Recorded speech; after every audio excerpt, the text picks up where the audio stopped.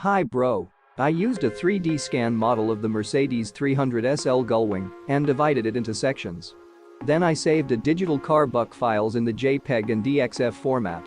These digital carbuck files need to print on a regular paper printer or need to cut on a CNC or laser machine to obtain wooden carbuck sections.